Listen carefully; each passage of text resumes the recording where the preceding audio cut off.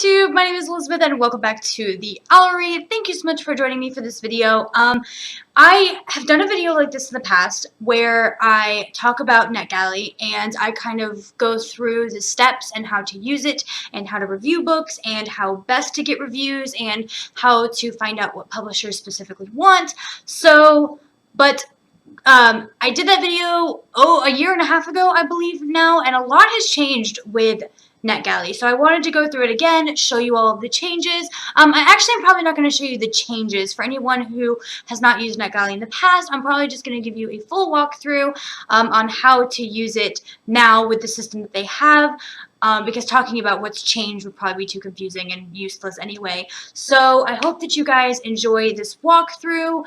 It will be over my entire screen and I will have a voiceover just because it's the easiest way for me to do it and the easiest way for you guys to see what I'm looking at, and I can show you everything like that. And then I'm going to have another video very similar to this by the end of the month talking about Edelweiss and their new site because it is absolutely fantastic, much, much better than the last one. But right now we are going to talk about Netgalley, so let's go ahead and get started. Alright, so this is the first page that you see when you open up Netgalley. You're just going to type in netgalley.com into your browser, and this is going to be the front page that you see. Now, if you haven't ever created an account before, you can go ahead and do that. It's very easy, very self-explanatory, but I will go ahead and show you what kind of information is good to have on your account. If you're on the front page and you want to find your account, you just click your name and your little picture that's up here in the corner, and the first thing that you're going to fill out is your basic information. And I will get to a later point in the video where I'll talk about what different publishers are seeking in your basic information, and maybe depending on the publishers that you like the best, you can change up what information you have on here, but this is just what I have. So right now I have that I'm a reviewer at the Owlry, and when you go to edit that information, they'll ask you what kind of blogger you are, but you can also change it if you're a bookseller or just a reader, or if you're a librarian. There are all different types of options, and when you set up your own account, you can tell them what you are. Are you a bookseller? Are you a librarian? Are you a teacher? Are you a blogger? And that is kind of what you have. And make sure that you choose the one that's best for you right now. I picked reviewer and I blog on my own blog. And if you're a booktuber as well, very similar. I don't think that they've really added a option for booktuber, but there's the same thing as a blog, we just do it in video form. So if you were a booktuber or a blogger, this would be probably the best option for you to have. And then in your bio, you want to introduce yourself, talk about where you talk about books. I say that I talk about YA books specifically, and I do it on my YouTube channel. The name is The Owlry. How long I've been booktubing for, how many subscribers I have, how many views per month I get, how many lifetime views I have overall. You can also say that I put on here that I talk about books on other platforms, which are listed below here, and then I say that my favorite genres are fantasy and fairy tale retellings because those are what I'm most likely going to request. Now below I do have all the other places that I talk about books: Goodreads, my blog, Twitter, and Instagram, and I did it in order from what I use the most. And then down here, make sure that every site that you talk about you link in this little section right here, every single one. And again, from most to least used is the way that I do it, but you don't have to do it that way. I just think that if a publisher is looking at my site and they go down the list, that's what they're going to see in order and what I want them to see the most. So yes, make sure you just have all of your links here. Another thing is to make sure that all of your numbers are up to date. So usually I change all of my numbers once a week. As you can see, I've just sat here and updated all of my numbers. You just need to make sure that you have the most accurate information in your bio so that the publishers know exactly what they're getting into when they either approve you or deny you for a book. And another thing is just to make sure that you have a decent number of subscribers too. I started requesting books when I was at about 500 subscribers, and that's an okay number. It's definitely a good place to start, especially for books that are like, for example, Heartless by Marissa Meyer. They did like very, very few advanced readers copies of that book for a reason, because it's so hyped, because Marissa Meyer is such a huge author, and so you're probably not going to get approved for a title like that if you only have 500 subscribers. I wasn't even approved for a title like that, and I have 1,600 subscribers. So just make sure you keep that in mind. Just because you're a booktuber or a blogger and you have 1,000 subscribers, it doesn't mean that you're going to get approved for every title, and it is really important for you to have a following before you start requesting.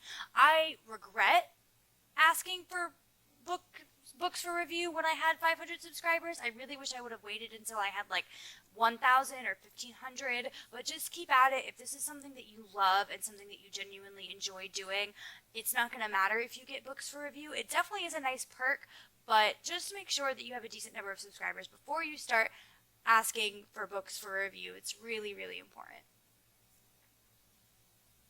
And usually down here at the end, I always put that my statistics are up to date by whatever date that I updated them, so that they know that I'm on top of it and that I have all of my information here correct.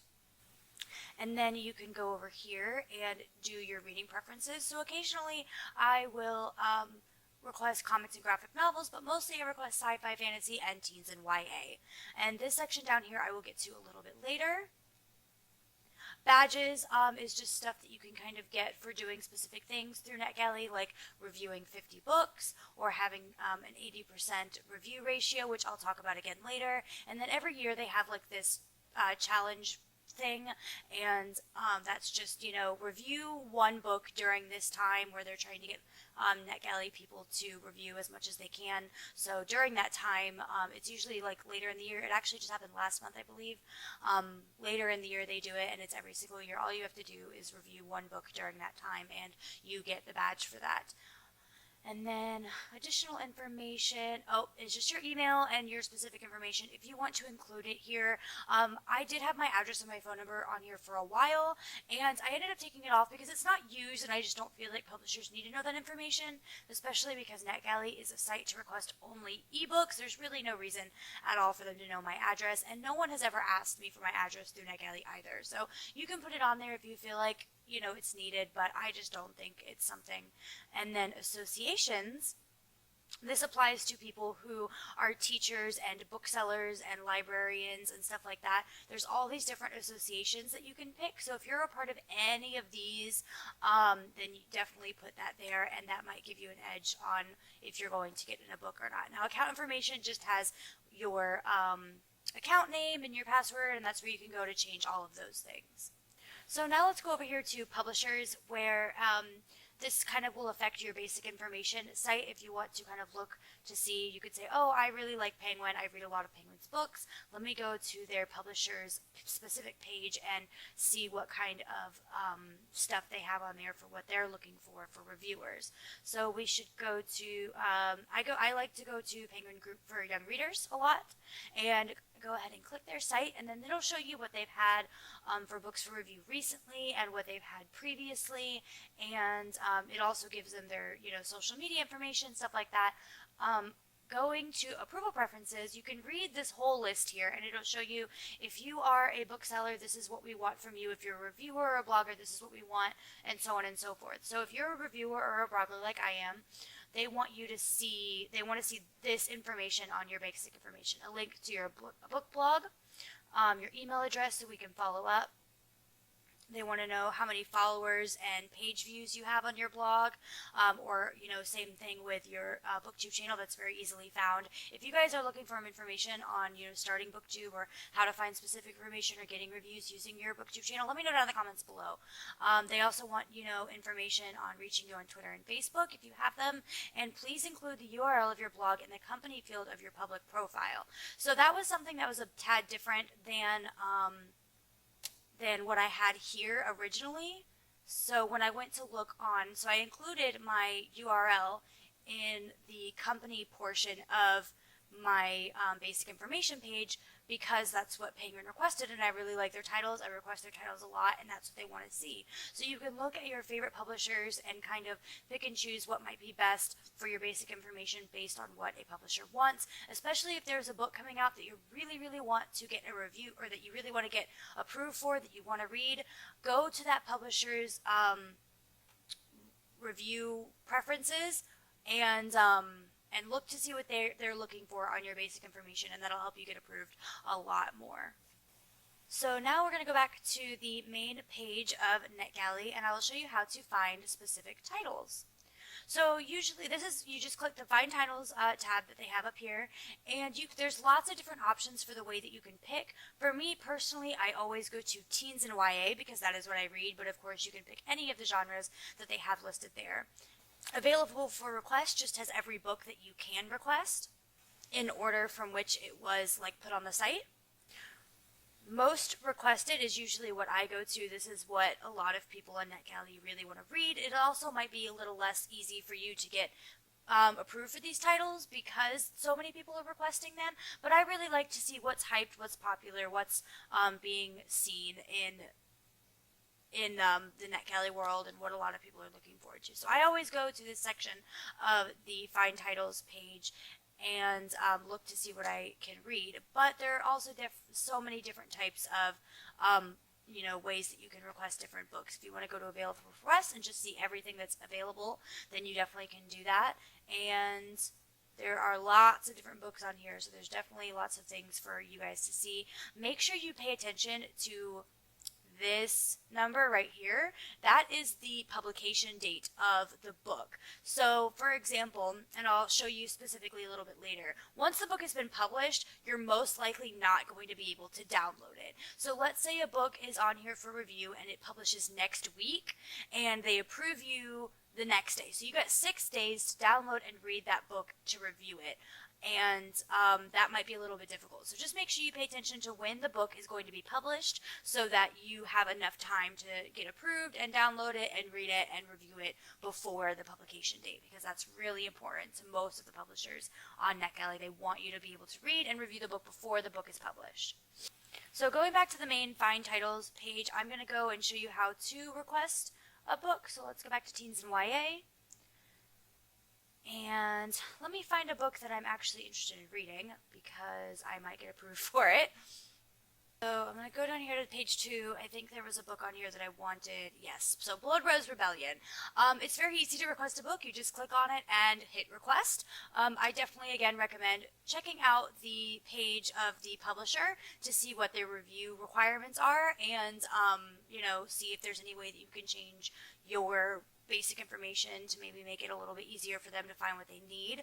But all you have to do is hit request, and then this section's kind of important. I feel like they want to know why you want to request this book, what appeals to you about this book, and just be completely honest. For me, I don't know who the author is. I've never heard of the name before, so I'm not going to click that one, but the cover is really, really cool. And the description, it says the thrilling first book in a YA fantasy truly for fans of the Red Queen. Right there, you've got me sold. I loved the Red Queen. My favorite genre is fantasy, so I'm just going to click that one. And then I keep hearing about this book. It's not necessarily true. I honestly haven't heard anyone talk about this one, probably because the publication date is March 28th of 2017, which is something that I mentioned before. It's far enough in advance where if I do get approved for it, I will have plenty of time to read it. So I'm just going to go ahead and send my request.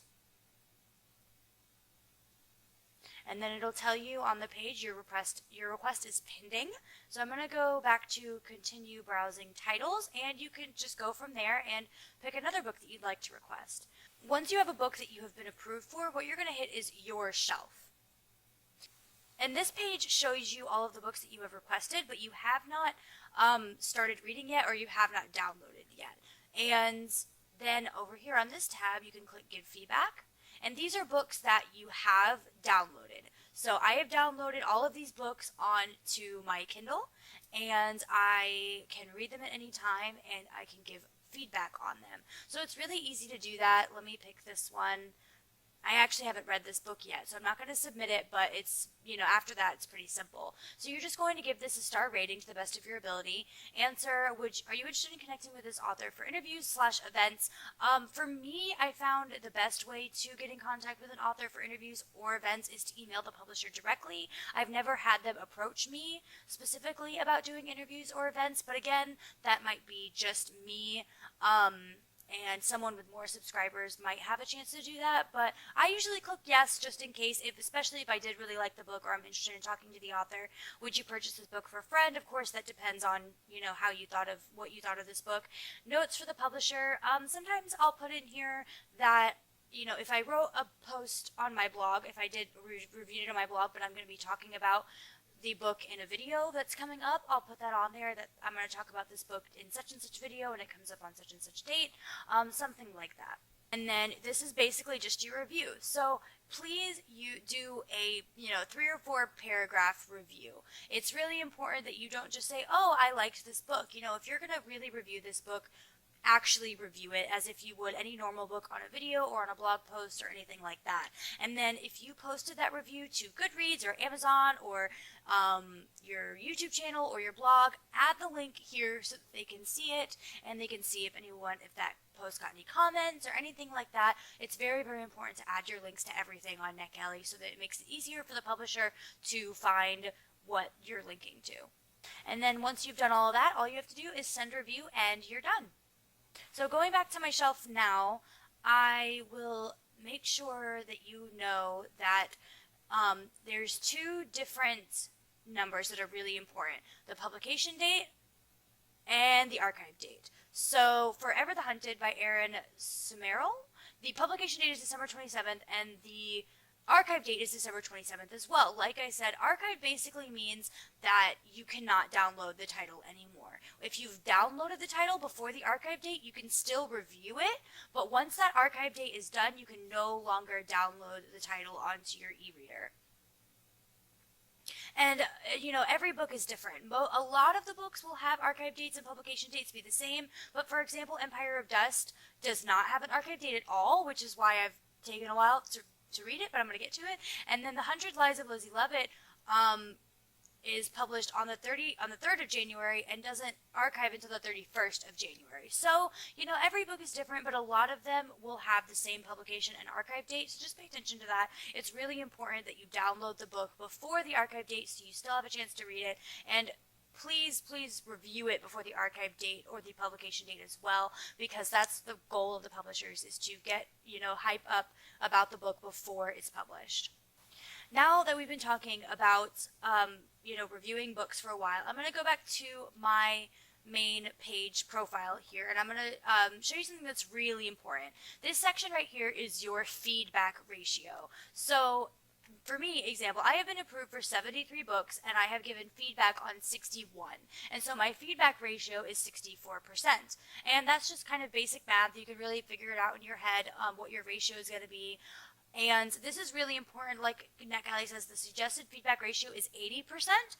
And a lot of people do when they first get Netgalley or they first become a blogger or a booktuber with a significant number of subscribers is they go and they request all of the books. I've made this mistake. I know so many people who have made this mistake. We just get so excited about the books and about being able to get free books for review that we go and we email publishers and we request books over and over and over again. And then what do we do? We get approved for all of these books and we have no time to read them. So when you're first starting out, be very, very careful. Request 2, 3 books at a time, read them and review them so that your feedback ratio doesn't go down in the dumps. Because if you request 20 books and you only get a chance to read 2 or 3 of them, your feedback ratio is going to be really, really bad and you might not get the chance to get another book for request because your feedback ratio is so low. Now again, publishers are different. Every publisher is different. Some publisher might not really care about your feedback ratio, but to Netgalley, I feel like it's really important, and a lot of the big publishers will really look at that to know that if you request their book, you're going to get you're going to actually read it. You're 84% likely to read that book. So that's really important to them. Now, if you do make the same mistake that I did, where you request a whole bunch of books and you just never get the chance to read them, something that will help you out, go here to Find Titles, and go to Read Now. Now this section is all of the books that you can read without having to get a request or an approval. You can read them right now. All you have to do is click Read Now, and there will be an option for you to download the book. Now, in my experience, a lot of these books are not from bigger publishers, so they're just not books that there's a lot of hype around them, but it will get your approval ratio up. So I would, if you know, your approval ratio is really, really low, the best thing that you can do is to do a couple of the Read Now books, read them and review them immediately, and you'll get that review ratio up to a good level. Above 80%, like Netgalley says, is what's recommended, and it's really the best way to get that approval ratio up. Now, I'm back on my main profile, and there is one last thing that I wanted to show you, and I don't remember where it's at. Here we go. How to get the book actually to your Kindle. So I do not use a Nook. I don't read on any other way but my Kindle. I love my Kindle. If you do not actually need a Kindle device in order to read books in your Kindle, you can get the Kindle app, which is free, and you can get books from Netgalley sent to your Kindle that way. There are a couple of books that publishers have out for review that you cannot read on Kindle. They have to be PDF or some other format, and I just don't have I don't have the ways or means to review those books, so I always read and review on my Kindle, but it just depends book to book and publisher to publisher how they send it for review. But it's really easy. All you have to do is you go to your Kindle site, you're on your Kindle device, or you can go to Amazon where they have the Kindle section, and there is a way for you to find your Kindle email address. I googled how do I find my Kindle email address, and it sent me to the right page, and I'm not really sure how to get it, but it's really, really easy. It was just a couple of steps. I googled how to find it, and Amazon pointed me to the correct page that I needed to find my Kindle email address. So that's what you need if you're going to be reading on your Kindle device or on the Kindle app. And for Netgalley purposes, a Kindle is the best way. Most people will have a Kindle format for you to download. I think I've only gotten one or two books approved for request that were not in Kindle format. Most of them are, and so I highly, highly recommend you use Kindle. I am on the Find Titles page because there is one thing that I forgot to mention that I wanted to show you guys. So let's go ahead and go to this one book. Where is it? Here. So this section right here has a little group of flags, and it's like for Australia and the United Kingdom and stuff like that. These are the only places, like I live in the United States, so I would not be able to request this book. I can request it, but they're saying here the publisher may not have permission to approve out-of-region requests. I have never been approved for an out-of-region request. It's just not what they do. They're really, really looking for people in these areas to read and review The Sun Is Also a Star. So in the beginning, I made the mistake of requesting them, but it really is just pointless to request books that are out of your area, and I will almost immediately get denied for all of them because I just don't live where they want me to live. So make sure you pay attention to those little flags there, and do not request books that are out of your region because you most likely will not get approved for them. If you're still interested in reviewing books from that specific book, it's better to email the publisher directly. Alright guys, so I'm back here on the main page of Netgalley. That's everything I had to talk to you guys about today, but if you have any questions at all about Netgalley or how to review books or request books on other sites or just in general, let me know down in the comments below. I will be so glad to answer your questions or do a video on it at a later time. Thank you so much for coming. Please do not forget to like this video, leave a comment if you have something to say, subscribe if you enjoyed my content because it helps me out, makes my day a lot better, and I will see you guys in my next video. Bye!